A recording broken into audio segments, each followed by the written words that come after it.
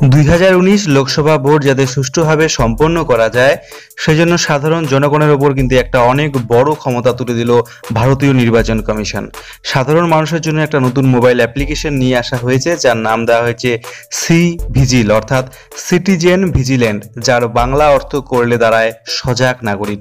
অর্থাৎ নির্বাচন প্রক্রিয়ায় কোথাও কোনো গন্ডগোল হচ্ছে কিনা বা আদর্শ আচরণবিধি লঙ্ঘিত হচ্ছে কিনা তা যদি কোনো সাধারণ নাগরিকের চোখে পড়ে, তবে তিনি সি ভিজিল অ্যাপটির সাহায্যে নির্বাচন কমিশনকে সাথে সাথে জানাতে পারবেন।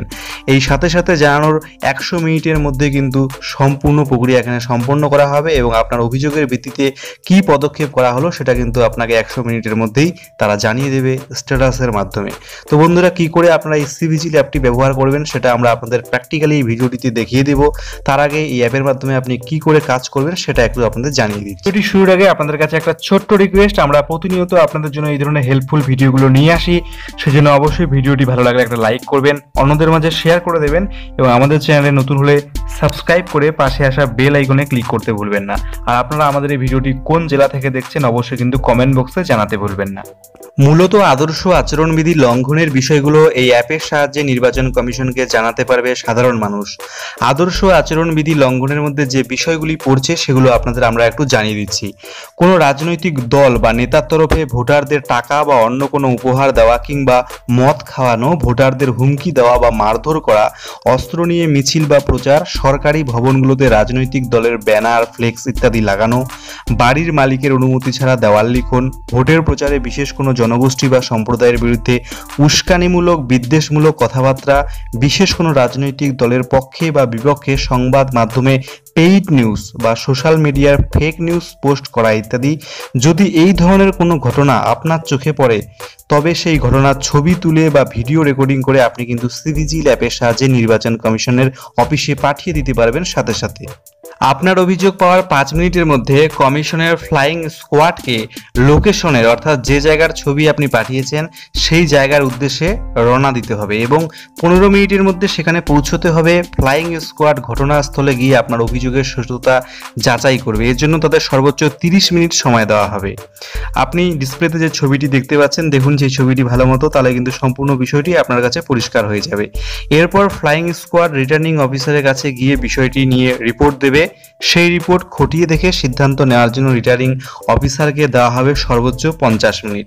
রিটার্নিং অফিসার রিপোর্ট খতিয়ে দেখে সিদ্ধান্ত নেবে আপনার অভিযোগটি সঠিক কিনা। যদি এরপর আপনার অভিযোগের স্ট্যাটাস সি ভিজিল অ্যাপের মাধ্যমে আপনাকে জানিয়ে দেওয়া হবে, অর্থাৎ আপনার অভিযোগের ভিত্তিতে কোন ধরনের পদক্ষেপ নেওয়া হলো সেটা কিন্তু আপনাকে জানিয়ে দেবে তারা। তো বন্ধুরা, কি করে আপনি এই সি ভিজিল অ্যাপটি ডাউনলোড করবেন, কি করে ব্যবহার করবেন, চলুন একটু দেখে নেওয়া যাক। প্রথমে আপনাদের মোবাইল থেকে গুগল প্লে স্টোরে চলে যাবেন, সি ভিজিল নামে অ্যাপটিকে ডাউনলোড করে নেবেন। খুঁজে পেতে অসুবিধা হলে লিংক আমাদের ভিডিওর নিচে ডেসক্রিপশন বক্সে পেয়ে যাবেন। আমি অলরেডি ডাউনলোড করেছি, তাই সি ভিজিল অ্যাপটির উপরে আমি একটা ক্লিক করে ওপেন করে নিচ্ছি। ওপেন করে নেওয়ার পরে এখানে আপনাকে ল্যাঙ্গুয়েজ সিলেক্ট করতে হবে, ইংলিশ এবং হিন্দি দুটো রয়েছে, আমি ইংলিশ রেখে দিচ্ছি। নিচে গেট স্টার্টেডে ক্লিক করে দিচ্ছি। তো দেখুন, এরপরে আই অ্যাগ্রিতে ক্লিক করে আপনারা নেক্সটে ক্লিক করে দেবেন। এরপরে আপনারা নেক্সটে ক্লিক করবেন। তো বন্ধুরা, এখানে আপনারা মনে রাখবেন উপরে আপনাদের মোবাইলের যে জিপিএস সেটাকে কিন্তু আপনি অবশ্যই অন করে রাখবেন। আমিও জিপিএসটা এখানে অন করে দিচ্ছি, তাহলে নির্বাচন কমিশনের বুঝতে সুবিধা হবে আপনি কোন জায়গার ঘটনা এখানে ছবি বা ভিডিওর মাধ্যমে তাদেরকে পাঠাচ্ছেন, তাহলে তাদের অ্যাকশন নিতে কিন্তু সুবিধা হবে।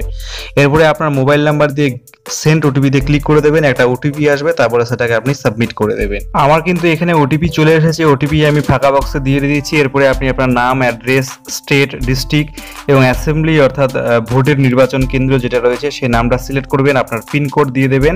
এরপরে এই ফাঁকা বক্সে একটা টিক চিহ্ন করে দেবেন, ভেরিফাই অন আইতে একটা ক্লিক করে দেবেন। তো দেখুন, এরপরে আপনার সামনে এই ধরনের একটি ইন্টারফেস চলে আসবে। এখানে দুটো অপশন পেয়ে যাবেন, ফটো এবং ভিডিও। আপনি যদি কোনো জায়গার ফটো এখানে সেন্ড করতে চান নির্বাচন কমিশনকে, তাহলে ফটোতে আপনি একটা ক্লিক করে দেবেন। এখানে ক্লিক করে দেওয়ার পরে একটু ওয়েট করবেন আপনারা। দেখুন, আমার কিন্তু জিপিএস অন করা রয়েছে, তাই আমি যেই লোকেশনে বর্তমানে রয়েছি সেটা কিন্তু এখানে দেখাচ্ছে ওয়েস্ট বেঙ্গল জলপাইগুড়ি। এরপরে আপনি প্রসিডে একটা ক্লিক করে দেবেন।